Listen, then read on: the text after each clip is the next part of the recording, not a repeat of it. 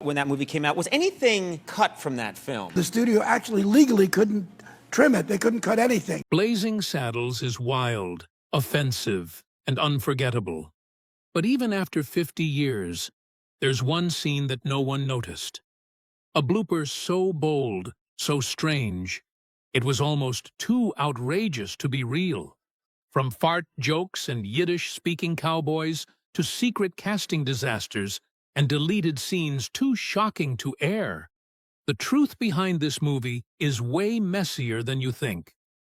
What did Mel Brooks hide? Why was one line cut before anyone ever saw it? And how did a total stranger end up in the final shot? Let's discover. Section 1. Setting the Stage. Why Blazing Saddles Still Matters. When Blazing Saddles hit theaters in 1974, people didn't know whether to laugh or walk out. It tore apart the cowboy myth, made fun of racism right to its face, and ended with a movie set brawl that breaks the fourth wall. It was offensive, it was loud, and somehow it worked. But why was it ever made? How did it survive the censors? And what's the huge blooper in Blazing Saddles that nobody noticed until now? To understand the chaos and brilliance of Blazing Saddles, you have to understand where America was in 1974. The Vietnam War had just ended in shame. Watergate had exploded.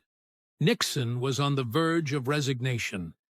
Trust in government was low.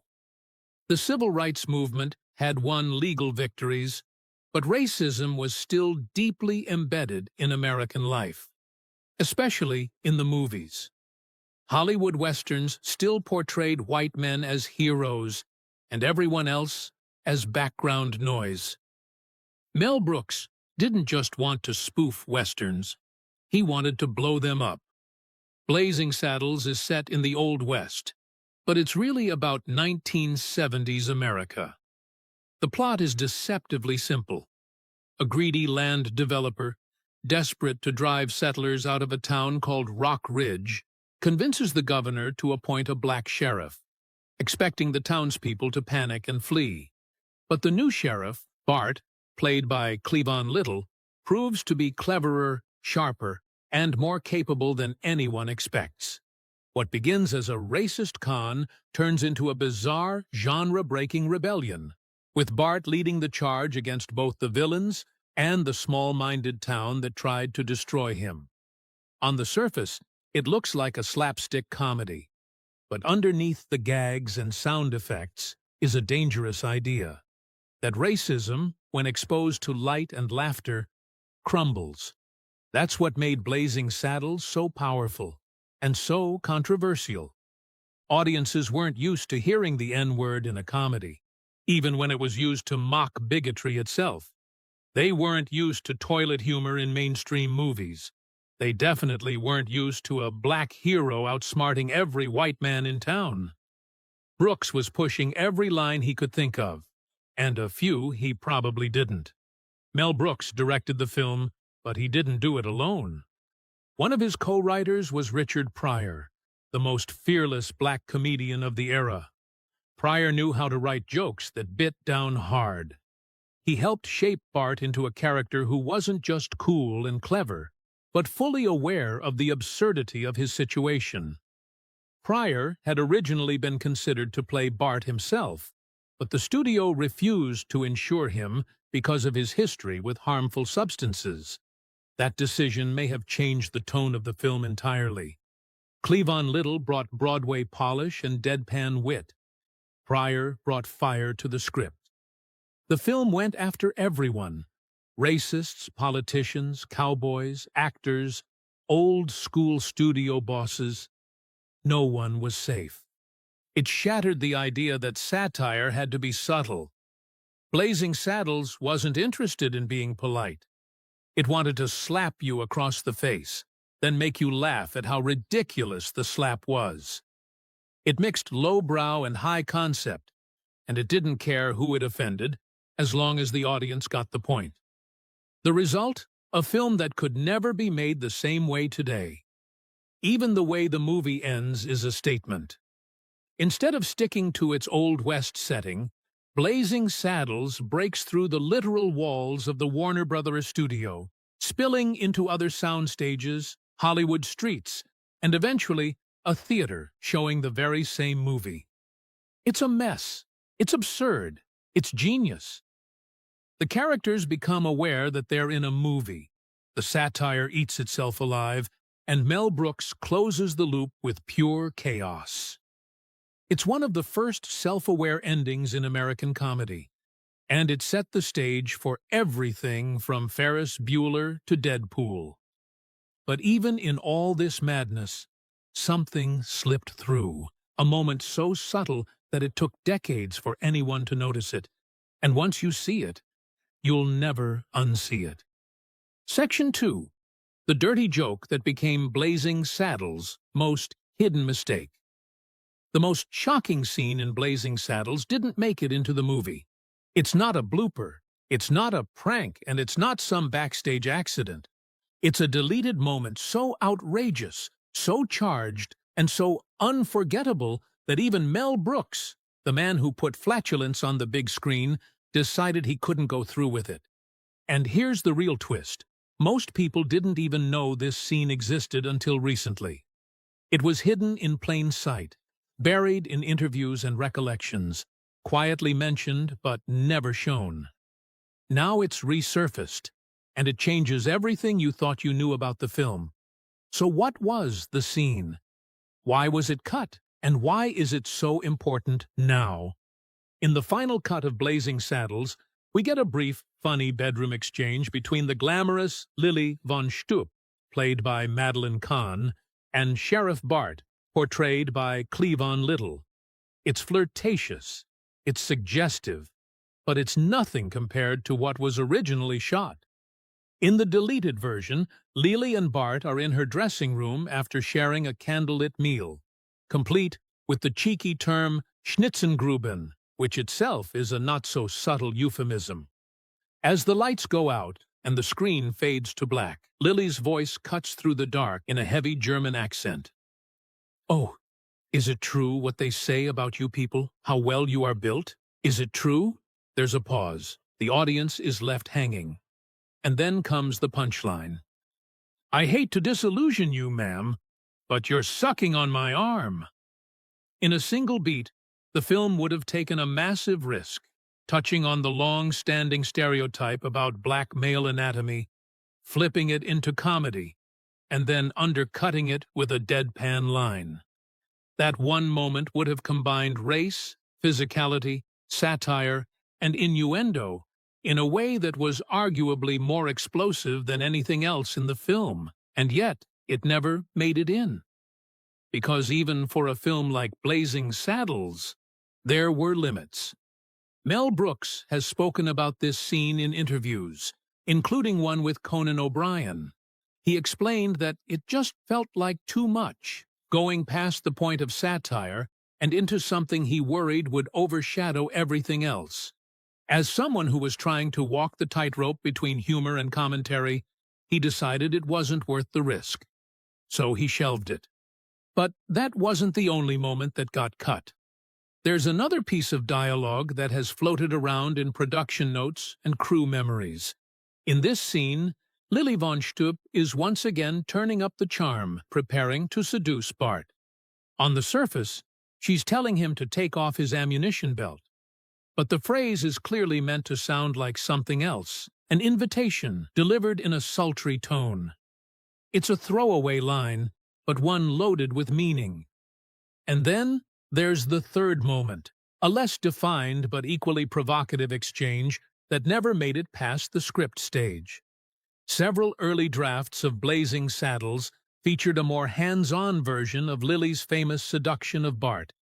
In this version, Lily not only asks about the stereotype that black men are well endowed, she tries if she can see it for herself. The scene walks right up to the line of physical contact and crosses into territory that would be considered deeply controversial even today. But the comedy lies in Bart's reaction. Cool, unimpressed, and ultimately dismissive. What makes all of this so fascinating is that Brooks himself has later said he regrets cutting some of these scenes.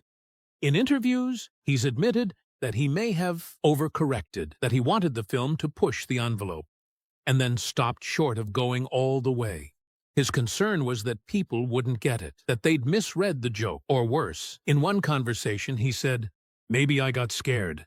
So here's the question. What would Blazing Saddles have looked like with those scenes left in? Would it still be celebrated as a classic, or would it have been banned, buried, or forgotten? There's no clear answer, but it does show us something important. This wasn't just shock for shock's sake. These scenes were part of a larger effort to tear down the polite facade of Hollywood storytelling. Brooks wasn't just trying to make you laugh. He was trying to make you uncomfortable, to expose racism not just as a problem, but as a ridiculous system of beliefs propped up by fear, ignorance, and power. And that's where Blazing Saddles becomes more than just a comedy. It becomes a landmark in satirical filmmaking. It's a movie that used humor like a surgeon's tool, cutting deep, exposing nerves, and daring the audience to flinch. The scenes that stayed in are legendary for their brazenness. But the scenes that got cut? They show us the edge Brooks was walking. They show us how close he came to going even further. And they remind us that sometimes the real story isn't what you see on screen. It's what almost made it in. Section 3. Chaos, Farts, and Accidental Genius. One of the most iconic moments in Blazing Saddles is the campfire scene, where cowboys eat beans and audibly pass gas. A first in Hollywood history. In 1974, no major film had ever included a flatulence gag with full sound. And Mel Brooks didn't just allow it, he doubled down. After the initial cut, he actually went back and added more fart sounds in post-production. Wait, because the test audiences were laughing so hard they couldn't hear the end of the joke. And because Brooks knew what the studio didn't. This wasn't just toilet humor, this was something bigger. For decades, Westerns had romanticized the cowboy. Strong, silent, heroic, always stoic and clean. Brooks wanted to break that illusion. He wanted to show cowboys not as mythic figures, but as real, stinky, sweaty men who ate too much and slept in the dirt. It destroyed the nice, polished image Hollywood had spent decades creating, and audiences loved it. But the executives at Warner Brothers weren't laughing. They called the scene vulgar, lowbrow, and pointless. Brooks ignored their concerns and kept the scene, helping to redefine what could be shown and mocked in mainstream comedy. This commitment to chaos didn't stop with sound effects. It extended all the way to the film's climactic battle, which spills out of the fictional town of Rock Ridge and onto the Warner Brothers lot itself. The final sequence is a deliberate, absurd breakdown of the fourth wall. Characters fight through fake saloons, crash into a musical number, and end up on a Hollywood street where the action continues in front of a real theater. It's meant to feel chaotic and ridiculous, but even within that chaos, something happened that no one planned. As the cast runs out of the studio gate and into the street, a man wearing a sweater walks calmly through the middle of the shot. He's not an extra. He's not in costume. He's not part of the film. He was just walking by. A random pedestrian who happened to stumble onto a live set while the cameras were rolling. Instead of cutting the shot or trying to remove him, Mel Brooks told the crew, "Leave him in, it's funny." And he was right. The man's presence, confused, casual, oblivious, adds another layer of absurdity to a scene already packed with it. He became, accidentally, part of cinematic history, a living blooper that was never corrected. These accidental moments became the film's best features. Brooks had built a filmmaking style around unpredictability. He encouraged his actors to improvise, to break character, to play with timing. In some cases, the best moments in the film weren't even in the script. Gene Wilder's delivery as the Waco Kid was so relaxed, so offhand, that he often changed his lines in the moment. Cleavon Little's facial reactions, dry tone and quiet sarcasm gave Bart an intelligence that wasn't written but emerged on set. Madeline Kahn, who played Lily von Stupp, improvised several of her most famous lines, including her breathy, off-key performance of "I'm tired." Brooks didn't just allow this chaos, he wanted it. He believed that comedy came from freedom, not control, that a perfectly timed mistake was sometimes funnier than a scripted joke. Nowhere is that philosophy more obvious than in the scene with the Yiddish-speaking Native Americans. In a flashback to Bart's childhood, he and his family are surrounded by a group of warriors on horseback. It looks like the beginning of a massacre. But then, the tribal chief, played by Mel Brooks himself, speaks. And it's not Apache or Sioux or any indigenous language. It's Yiddish. Full sentences, delivered fluently. The other warriors nod in agreement. One even shouts, "Shabbos!" It's jarring, it's surreal, and it's hilarious. But what does it mean? Brooks knew exactly what he was doing. By having the Native Americans speak a Jewish dialect, he was calling attention to how Hollywood Westerns had historically treated indigenous peoples. They were often portrayed as the other, a foreign enemy, rarely humanized, almost never given real language. By giving them Yiddish, Brooks pointed out how shallow and foolish those portrayals really were. The scene works because it's unexpected, but it lingers because it says something real. That blend of absurdity and satire also shows up in the film's opening theme. The song, titled simply "Blazing Saddles," is performed with absolute sincerity by Frankie Laine, a famous Western balladeer known for serious, emotional vocals. His voice is rich, powerful, and heartfelt, and that's exactly what Brooks wanted. He told the crew not to let Laine know it was a comedy. In Laine's mind, he was singing the theme to a dramatic epic. Every line, every note, is delivered like it belongs in high noon. But the lyrics, full of exaggerated cliches and over-the-top imagery, tell a completely different story. The result is pure irony. A song so serious, it becomes ridiculous, anchored by a performance that never gets the joke. Mel Brooks understood that comedy wasn't always about telling jokes. Sometimes it was about building a world so absurd that the audience couldn't help but laugh. Sometimes it was about inviting accidents in and letting them stay. All those instances of toilet humor, racy jokes, and bloopers that stayed in the final cut, all of them were part of the same idea, that chaos could be powerful.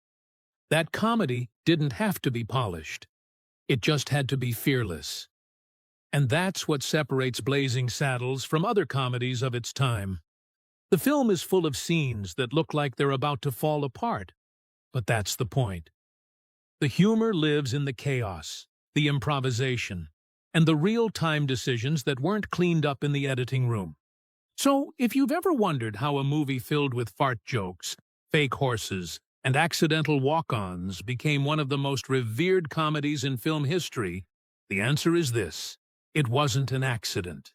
It was deliberate chaos, controlled enough to work, wild enough to feel real, and fearless enough to change the rules of comedy forever. Section 4. Fighting the Studio. Brooks versus Warner Brothers. When Warner Brothers saw the final cut of Blazing Saddles, they panicked. The screening room was dead silent. Executives didn't laugh. They didn't clap. One reportedly said it was too vulgar for American audiences. Another called it career-ending.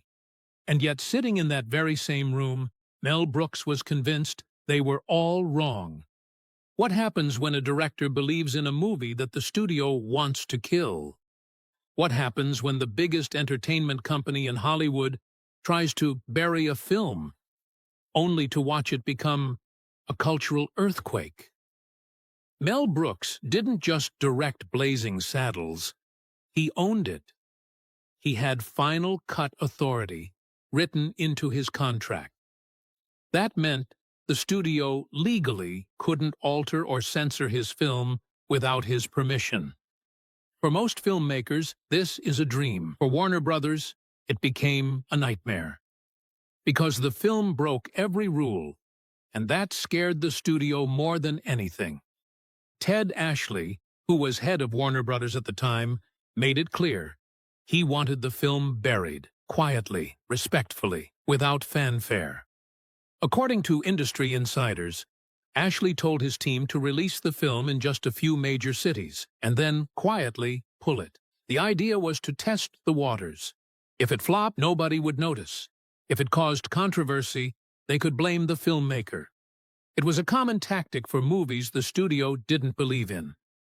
But Mel Brooks had other plans. He wasn't new to this kind of resistance. His earlier film, The Producers, had already challenged people's comfort zones with its plot about a musical called Springtime for Hitler. It had earned him an Oscar for Best Original Screenplay. But that didn't mean Blazing Saddles was guaranteed to work. It was riskier, it was louder, and it had no interest in playing safe. Brooks believed that what he had created wasn't just funny. It was the kind of funny that made people question the world around them. He said, "This will make people laugh harder than anything they've ever seen." But that conviction would be tested almost immediately, because the production of Blazing Saddles started off rocky. For one, the casting process was a disaster. Richard Pryor, who co-wrote the script with Brooks, was the original choice to play Sheriff Bart. He had the perfect mix of intelligence, edge, and comedic timing. But there was one problem. Warner Brothers wouldn't insure him. Pryor had a reputation for harmful substances use, and he had recently been arrested for narcotics possession. The studio labeled him a known risk. Without insurance, he couldn't legally work on set. Pryor stayed on as a writer, but the role went to Cleavon Little, a Broadway actor with no major film credits at the time. That wasn't the only casting issue. The role of the Waco Kid was first given to Gig Young, a seasoned actor with an Academy Award under his belt. On paper, it made sense. Young had the weathered look and the dry delivery. But there was a problem the studio didn't catch in time. Young was battling alcoholism. On his first day on set, he collapsed while filming the scene where he wakes up in a jail cell. Production shut down. Brooks was furious. He needed a last-minute replacement. That's when he called Gene Wilder.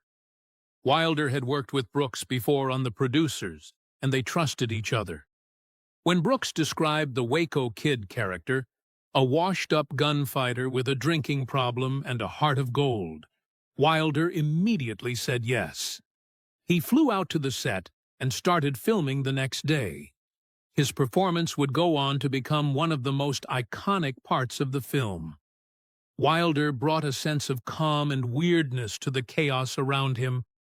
His timing was flawless, and his chemistry with Cleavon Little gave the film the emotional core it needed to stay grounded amid the absurdity. Even so, Blazing Saddles didn't look like a winner on paper. John Wayne was offered a cameo in the film, and he turned it down flat. He said it was too blue for his image. That's old-school Hollywood code for too dirty. Wayne reportedly told Brooks, "I can't be in it, but I'll be first in line to see it." That kind of reaction only reinforced how dangerous the film seemed to insiders. The fact that Brooks had full control didn't help either. Studios like predictability, not improvisation. But when the film finally premiered in February 1974, the result stunned everyone.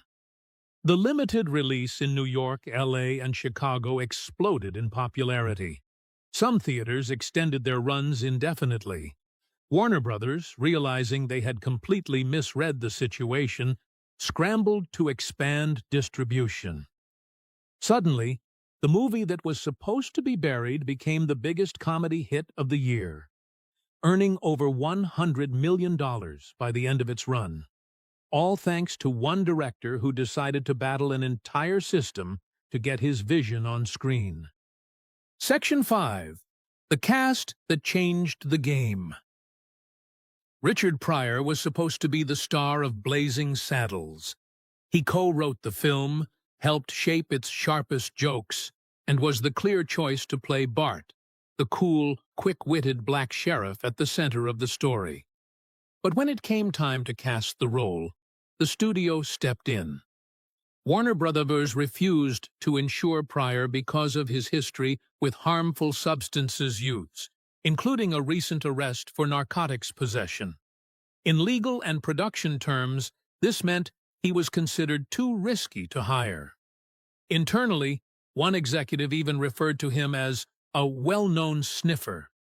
Without insurance, Pryor couldn't appear in the film, even though it was built around his voice and vision. That left the production in a difficult spot. They needed someone who could carry the weight of the satire, keep up with the rapid-fire comedy, and hold their own as the lead in a film that was taking massive creative risks. That person turned out to be Cleavon Little. A trained stage actor with Broadway credits, Little brought a different kind of energy to Bart. Cool, polished, and slightly detached. His performance is measured, ironic, and full of dry charm. Where Pryor might have played Bart with more fire, Little played him with precision, and it worked. His delivery made the racial satire sharper. When Bart is forced to pull a gun on himself to escape a lynch mob, Little doesn't overplay it. He keeps it calm, even as the situation is absurd. That balance between seriousness and comedy was critical, and it's part of why the film still lands today. Still, the casting process didn't get easier from there. The role of the Waco Kid was originally given to Gig Young, an Oscar-winning actor with a history of dramatic roles. On paper, it made sense. The Waco Kid is a legendary gunslinger turned alcoholic who hides out in the town jail. But he also had a serious drinking problem. During his very first scene, where the Waco Kid hangs upside down in a jail cell, crew members quickly realized he was experiencing alcohol withdrawal. Production halted. Brooks fired him immediately and began looking for a replacement. He didn't have to look far. Gene Wilder had already worked with Mel Brooks on The Producers and was known for his ability to deliver strange, sensitive, and unpredictable characters. Brooks called him in a panic. Wilder agreed to take the role, flew out the next day, and started filming almost immediately. His performance as the Waco Kid, equal parts spaced-out wisdom and bone-dry sarcasm, became one of the most memorable elements of the film. Wilder brought a calm, surreal quality that helped ground the chaos around him. His chemistry with Cleavon Little was immediate and effortless. Together, they created a dynamic that mirrored the entire film. Two outsiders, navigating a world that's lost its mind. Harvey Korman played Hedley Lamar, the oily, greedy villain behind the scheme to destroy Rock Ridge. His performance walks the line between Shakespearean villainy and sketch comedy. Korman delivers his lines with such theatrical flourish that they border on parody, but never quite tip over. That control is what made the character work. Korman wasn't just funny, he was committed. He treated Lamar like a real person, not a cartoon. That helped make his lines land harder. One of the running jokes in the film is that everyone mispronounces his name as Hedy, referencing real-life actress Hedy Lamar. The joke was so persistent that the real Lamar threatened to sue Mel Brooks for using her name. Rather than drag it through court, Brooks settled privately. He later joked that she should have been flattered. After all, how many villains get named after Hollywood royalty? Then there was Alex Karras as Mongo, the unstoppable brute who punches a horse, rides into town on a bull, and delivers one of the film's most surreal moments. Mongo only pawn in game of life. Karras wasn't an actor by trade. He was a former NFL defensive tackle who played 12 seasons with the Detroit Lions and was named to the All-Decade team for the 1960s. Brooks cast him because he needed someone who looked physically imposing, but could also deliver comedy. Karras nailed it. His deadpan timing made Mongo more than a thug. He became a weird, lovable force of nature, part of the film's unpredictable rhythm. Each of these actors brought something essential to Blazing Saddles. Brooks trusted them to improvise, to take chances, to shape the film in real time. That's why they managed to survive the chaos of the production. And more than that, they thrived in it. They found humor in the absurdity. They committed to roles that could have easily fallen flat. And they understood that the film wasn't just telling jokes. It was making a point. That required skill, timing, and a willingness to push limits. These were not typical studio actors going through the motions. They were working with a director who gave them permission to go all in. Thanks for watching. If you enjoyed this, don't forget to like, comment, and subscribe. Click the next video for more exciting content.